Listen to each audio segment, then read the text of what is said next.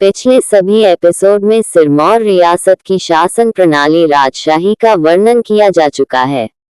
इस एपिसोड में प्रजामंडल आंदोलन का विस्तार से वर्णन किया जाएगा। प्रजामंडल आंदोलन 20वीं शताब्दी के तीसरे दशक के प्रारंभ में भारत के विभिन्न ब्रिटिश राज्य तथा राजशाही रियासतों में भारतीय स्वतंत्रता का संग्राम तेजी पकड़ रहा था।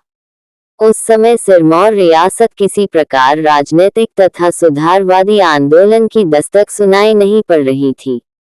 सिरमौर के लोग अंदर से बेशक सुधारों की कुलबुलाहट हो रही थी, परंतु प्रत्यक्ष कोई ठोस शुरुआत का अभाव था। ब्रिटिश राज्यों में 1909, 1919 तथा 1935 एक्टों द्वारा कई राजनीतिक परिवर्तन लाए, क्योंकि अंग्रेज ये भलीभांति समझ गए थे कि भारतीयों को शासन में प्रतिभागी बनाना अति आवश्यक है। ये समय की मांग है, किंतु भारतीय राजाओं का शासनकाल अभी भी पुराने पद्धति से चल रहा था। अंग्रेजों को प्रसन्न करने के लिए जहां भी कहीं स्वतंत्रता या सुधारों की गूंज उठती है, उसे तत्काल दबा दिया जाता था। कांग्रेस के नेतृत्व में अखिल भारतीय रियासती प्रजा परिषद का गठन हुआ। 12 अक्टूबर 1930 में पंजाब तथा पहाड़ी रियासती प्रजामंडल का प्रथम सम्मेलन लुधियाना में हुआ। इसमें सिरमौर में भगत सिंह तथा अन्य 2 लोगों ने सिरमौर रियासत का प्रतिनिधित्व किया। अखिल भारतीय रियासती प्रजा परिषद स्थापना से स्वतंत्रता तथा सुधार आंदोलन का मार्ग प्रशस्त हो गया। गांधी जी के नेतृत्व में भारत के प्रजामंडल के नाम से कई शाखाएं खुल गई। इस परिषद से प्रभावित होकर सिरमौर में हिमाचल में सबसे पहला प्रजामंडल संस्था का गठन हुआ, जिसके संस्थापक पं. राजेंद्र दत्त थे। उन्होंने कार्यालय के लिए नाहन के स्थान पर पांवटा को चुना। इस आंदोलन को नई शक्ति मिली जब चौधरी शेरजंग अहमदगढ़ जेल से रिहा होकर इस आंदोलन में सक्रिय भाग लेने लगे। शेरजंग महान स्वतंत्रता सेनानी थे। 1923 में वह अकालियों द्वारा आरंभ किए गए जैतो आंदोलन में शामिल थे। उस समय वे मात्र 17 वर्ष के थे। ये सिरमौर प्रजामंडल के प्रेरणा थे। उन्होंने 14 वर्ष का काल जेल में ही काटा था। आजादी के बाद भी कश्मीर में पाकिस्तानी लड़ाकों के साथ युद्ध में भारतीय सेना का साथ दिया।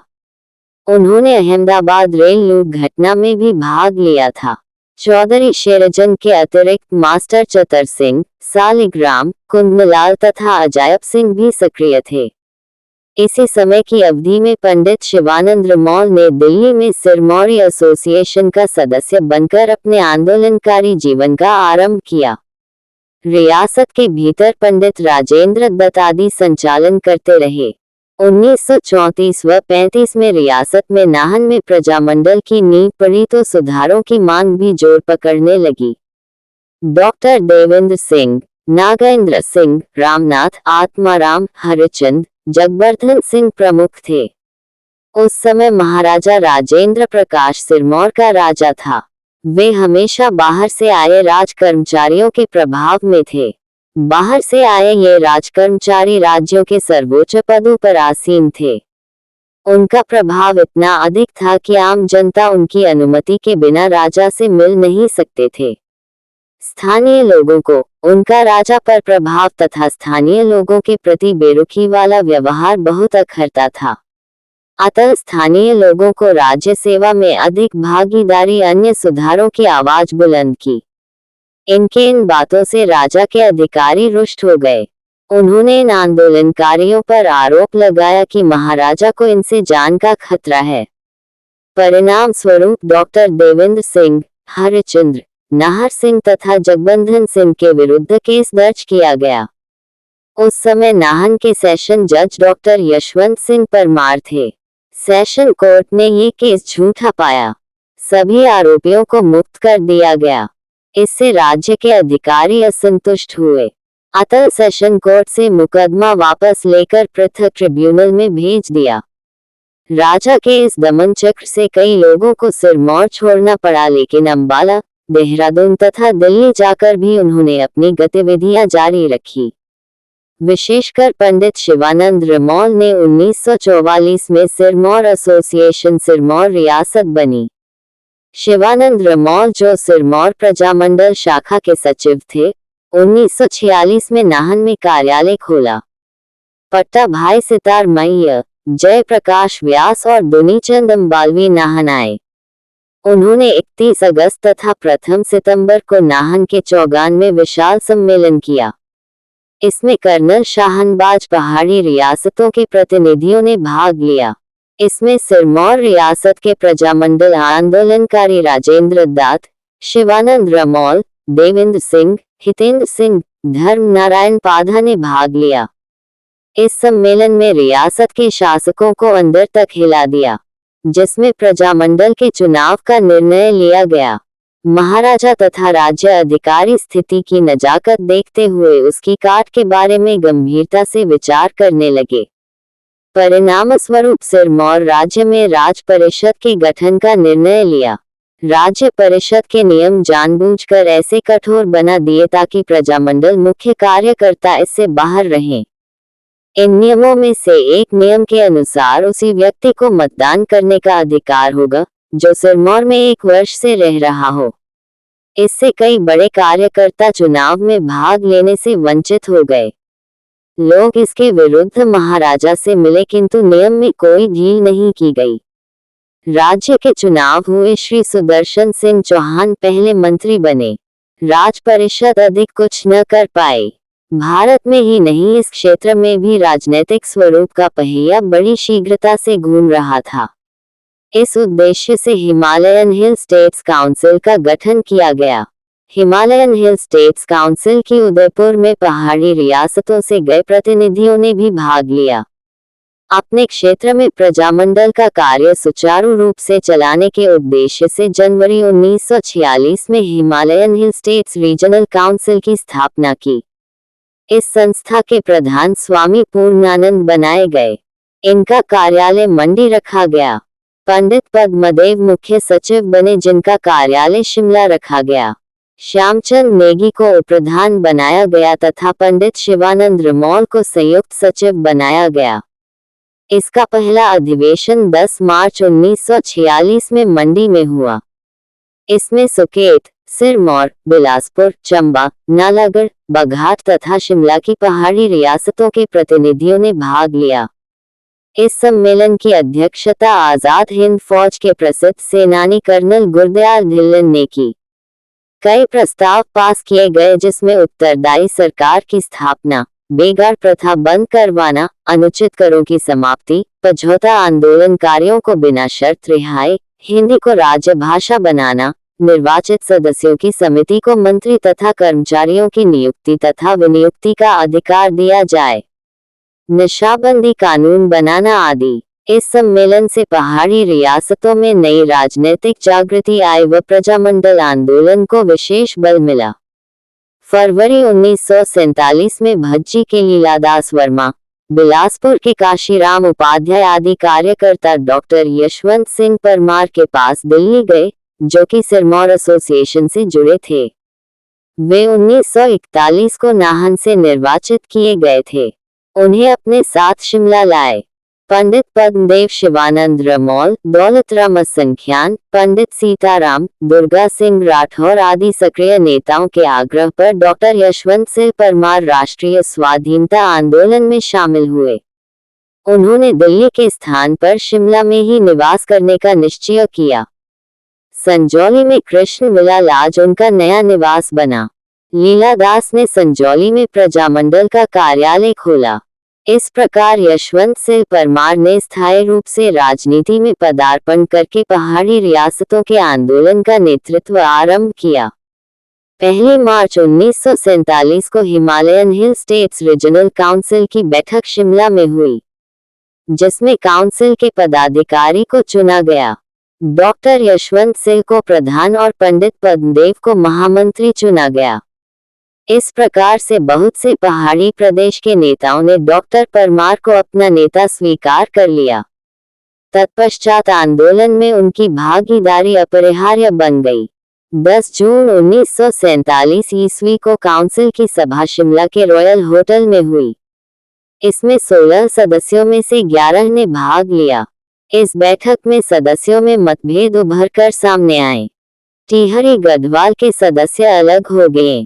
डॉक्टर परमार वाली काउंसिल के गुट ने अलग संगठन बनाया, जिसका नाम हिमालयन हिल स्टेट्स सब रीजनल काउंसिल रखा। इस नई काउंसिल में डा परमार को प्रधान तथा मंडी के तेजा सिंह निधड़क, भज्जी के लीलादास, बिलासपुर के सदानंद चंदेल उपप्रधान बनाए गए। पंडित पद्मदेव को महामंत्री, दौलतराम गुप्ता को प्रचार मंत्री, सूरत राम प्रकाश कोषाध्यक्ष मंत्री बनाया गया। पंडित शिवानंद रमौल, साधुराम, नरसिंह दत्त, हीरा सिंह पाल, गौरीनंद, देवीराम चमनलाल तथा चिरंजीलाल वर्मा को कार्यकारिणी में सम्मिलित किया गया। इसका पहला अधिवेशन 31 जुलाई 1947 को शिमला की पहाड़ी रियासत सानगरी में हुआ। सम्मेलन सफल रहा। इसकी अपूर्व सफलता से सानगरी का राजा भयभीत हो गया। वह सानगरी को छोड़कर सपरिवार कुल्लू स्थित आनी चला गया। अगस्त मास 1947 को प्रजामंडल का एक विशाल सम्मेलन नाहन में आयोजित किया गया। डॉक्टर परमार को अध्यक्ष चुना गया।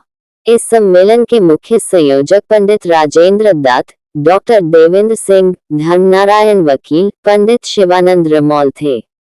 इसमें सिरमौर के शासक महाराजा राजेंद्र प्रकाश ने भी भाग लिया। 15 अगस्त 1947 को भारत स्वतंत्र हो गया।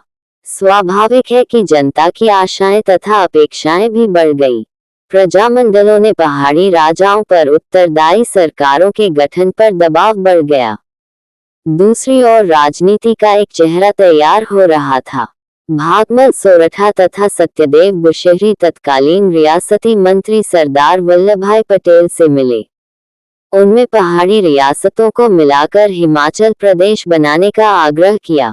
मार्च 1948 ईस्वी को पहाड़ी रियासतों के शासकों ने विलय पत्र पर हस्ताक्षर किए।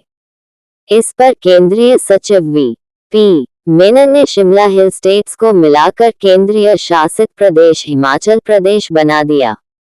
इसमें 27 रियासतों के अतिरिक्त कुछ तनिक झिझक के साथ मंडी व चंबा भी शामिल हो गए।